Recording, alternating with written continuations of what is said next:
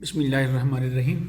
سامعین گرامی قدر، آج ہم جا رہے ہیں اس راستے پر جس کو سید الشہداء روڈ کہا جاتا ہے۔ آپ مسجد نبوی کے 22 نمبر دروازے سے نکلیں تو یہ سامنے سید الشہداء روڈ ہے جو غزوہ بدر کے مقام کی غزوہ احد کے مقام کی طرف جا رہا ہے۔ تو سامعین گرامی قدر، نبی پاک علیہ السلام اپنے جانثاروں سمیت 700 جانثار اور 300 منافقین بھی لشکر میں شامل ہو گئے تھے۔ ٹوٹل 1000 کے ساتھ 6 شوال 3 ہجری کے مطابق 12 مارچ سن 625 عیسوی کو مدینہ شریف سے کوچ فرمایا۔ راستے میں مقام شوط پر 300 منافقین عبداللہ بن ابی کی قیادت میں الگ ہو گئے اور نبی پاک علیہ السلام نے پہلا پڑاؤ مسجد الدرا کی جگہ پر کیا تھا۔ یہ آپ کے سامنے جو نقشہ کھل رہا ہے، جو سکرین پہ تصاویر چل رہی ہیں، یہ جبل احد کی ہیں۔ اسی جبل احد کے بارے میں رحمت عالم صلی اللہ علیہ وسلم نے فرمایا تھا کہ جبل احد ہم سے محبت کرتا ہے اور ہم اس سے محبت کرتے ہیں۔ نبی پاک علیہ السلام نے ایک اور حدیث میں فرمایا کہ جبل احد جنتی پہاڑوں میں سے ایک پہاڑ ہے۔ اسی پہاڑ پر جب نبی پاک علیہ السلام اپنے جانثاروں کے ساتھ ایک دفعہ تشریف فرما تھے تو یہ پہاڑ جھومنے لگا۔ آقا کریم صلی اللہ علیہ وسلم نے اپنا پاؤں مبارک اس پہاڑ پر مارا اور فرمایا کہ احد ٹھہر جا، تجھ پر ایک نبی، ایک صدیق اور 2 شہید کھڑے ہیں۔ یہ پہاڑ براؤن رنگ کا خوبصورت پہاڑ مدینہ منورہ کے دیگر پہاڑوں سے الگ تھلگ پہاڑ ہے۔ اسی کے دامن میں حق و باطل کا دوسرا معرکہ لڑا گیا اور محمد مصطفیٰ صلی اللہ علیہ وسلم کے جانثاروں نے اسی جگہ پر، اسی جبل احد کے دامن میں اسلامی تاریخ کا دوسرا باب اپنے خون جگر سے رقم کیا تھا۔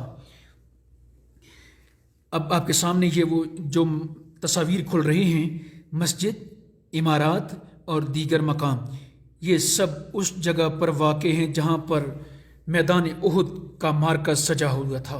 آقا کریم علیہ السلام یہاں پر 17 شوال 3 ہجری بمطابق 23 مارچ 625 عیسوی کو فجر کی نماز کے بعد پہنچے تو سامنے کفار کی فوج موجود تھی۔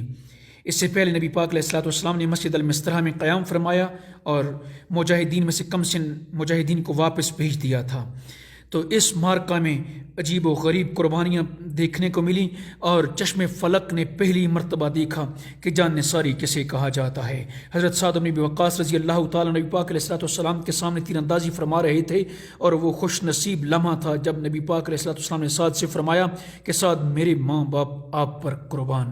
حضرت طلحہ رضی اللہ تعالیٰ نبی پاک علیہ السلام کی طرف آنے والے تیروں کے سامنے دیوار بنے ہوئے تھے۔ آپ اپنے ہاتھوں پر تمام تیروں کو روک رہے تھے، ایک ہاتھ آپ کا شل ہو گیا۔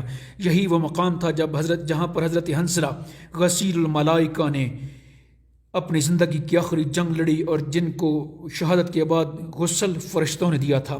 یہاں پر حضرت زیاد بن سکن کی شہادت بھی ہوئی تھی۔ ابھی آپ کے سامنے دوسرے ایپیسوڈ میں یہ جو سامنے منظر نظر آ رہا ہے، یہ جبل رمات کا منظر ہے۔ نبی پاک علیہ السلام نے جنگ کے آغاز سے پہلے 50 تیر اندازوں کو سیدنا عبداللہ بن جبیر رضی اللہ تعالی عنہ کی قیادت میں یہاں پر متعین فرمایا اور ساتھ ہی یہ حکم دیا کہ جب تک میں حکم نہ دوں، حکم ثانی تک آپ یہیں پہ ٹھہرے رہیں گے، آپ درے کو نہیں چھوڑیں گے۔ جب پہلا مارکہ ختم ہوا، جنگ احد کا پہلا حصہ ختم ہوا، کفار کئی میلوں تک بھاگتے چلے گئے اور درے پر متعین 50 تیر اندازوں نے سمجھا کہ شاید فتح ہو گئی ہے، فتح کامل ہو گئی ہے، تو وہ درے سے مال غنیمت کو سمیٹنے کے لیے مجاہدین کی نصرت و اعانت کے لیے نیچے اتر آئے، جبکہ عبداللہ بن جبیر ان کو منع فرماتے رہے۔ درے کو خالی دے کر سیدنا خالد بن ولید جو اس وقت اسلام قبول نہیں کیے ہوئے تھے، انہوں نے درے کو خالی دیکھا اور درے پہ قبضہ کر لیا اور درے سے پلٹ کر مسلمانوں کی پشت سے حملہ کر دیا اور اس میں مسلمانوں کو بھاری نقصان اٹھانا پڑا۔ بھاری نقصان جس میں سیدنا عبداللہ بن جہش جیسے لوگ، حضرت مصعب بن عمیر جیسے صحابہ اکرام بھی شہید ہوئے۔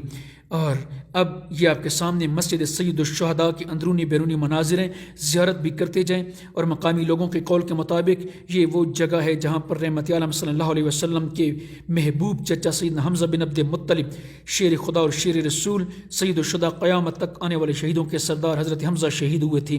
یہ مسجد عین اسی جگہ پر تعمیر کی گئی ہے۔ حضرت حمزہ رضی اللہ تعالیٰ نبی پاک علیہ السلام کو اس قدر محبوب تھے کہ آقا کریم علیہ السلام نے حمزہ رضی اللہ عنہ کے قاتل واشی کے اسلام قبول کرنے کے وقت فرمایا تھا کہ واشی، تمہارا اسلام بھی قبول ہے، تمہارے ایمان بھی قبول ہے اور تمہیں جنت کی بشارت بھی دیتا ہوں، اور ساتھ یہ بھی سن لو کہ ایک احسان مجھ پہ کرو کہ میری نظروں کے سامنے کم کم آیا کرو، جب تمہیں دیکھتا ہوں تو حمزہ کے 12 ٹکڑے احد کی ریت پہ تڑپتے نظر آتے ہیں۔ یہ وہ جگہ ہے جہاں پر 70 شہداء نے اپنی جانوں کا نذرانہ پیش کیا، اور کفار بالآخر جنگ کے دوسرے حصے میں بھی 27 لاشوں کو چھوڑ کر میدان کو چھوڑ گئے۔ یہاں پر چشم فلک نے اور زمین نے پہلی مرتبہ ایسی جان نثاریاں دیکھی تھیں کہ زیاد بن سکن، جن کی انتڑیاں باہر پڑی تھیں، چاک تھا، پیٹ چاک تھا، اور گھسٹتے ہوئے رحمت عالم وسلم کے قدموں میں پہنچے، اپنا چہرہ نبی پاک علیہ السلام قدموں میں رکھ کے عرض کیا کہ یا رسول اللہ صلی اللہ علیہ وسلم، آپ کا احسان ہے کہ ہم مشرک تھے، آپ نے ہمیں موحد بنایا۔ اب آپ دیکھ رہے ہیں اس غار کو، جس غار میں رحمت عالم صلی اللہ علیہ وسلم نے زخمی ہونے کے بعد کچھ دیر کے لیے استراحت فرمائی تھی۔ اس سے پہلے اس کے اوپر ایک چٹان پر آپ نے تھوڑی دیر کے لیے ٹیک لگائی، وہاں پر چٹائی کو جلا کر آپ کے زخموں کو بھرا گیا۔ آپ کے 2 درے دندان اقدس شہید ہوئے تھے کھائی میں گرنے کی وجہ سے، اور یہاں پر یہ وہ غار جو زوم کر کے آپ کو دکھائی جا رہی ہے، اسی غار میں رحمت عالم صلی اللہ علیہ وسلم نے تھوڑی دیر کے لیے اسی احد کے دامن میں پناہ لی تھی، استراحت فرمائی تھی۔ اب آپ کے سامنے مقابر شہداء احد، لازوال قربانیوں، لازوال ایثار کا مظاہرہ پیش کرنے والے شہداء کی آخری آرام گاہیں ہیں۔ اس 4 دیواری جنگلہ نما 4 دیواری ہے، اس کے اندر 70 شہید اپنی ابدی نیند سو رہے ہیں، قیامت کے دن اٹھیں گے، احد کا میدان ان کی شہادتوں کی گواہی دے گا۔ یہ آپ کے سامنے حضرت حمزہ رضی اللہ تعالیٰ عنہ کی قبر ہے، جو پہلے فوٹیج گزری ہے وہ بھی سیدنا حمزہ رضی اللہ عنہ کی قبر مبارک تھی۔ حضرت حمزہ رضی اللہ عنہ کے پاؤں کی طرف ایک قبر ہے، اس قبر میں 2 شہید دفن ہیں، ایک عبداللہ بن جہش اور ایک حضرت سیدنا مصعب بن عمیر۔ دوسری چھوٹی سی 4 دیواری اندر مزید ہے، اس 4 دیواری میں 10 شہید دفن ہیں، جس میں غسیل الملائکہ حضرت حنزلہ، زیاد بن سکن، انس بن ربیع رضی اللہ تعالی عنہ، حضرت عمر بن جموع، حضرت مشہور صحابی حضرت جابر رضی اللہ تعالیٰ عنہ کے والد حضرت عمر۔ دوسری چھوٹی 4 دیواری کے اندر 10 صحابہ دفن، باقی 57 صحابہ کرام اسی بڑے احاطے میں مدفون اپنی ابدی نیند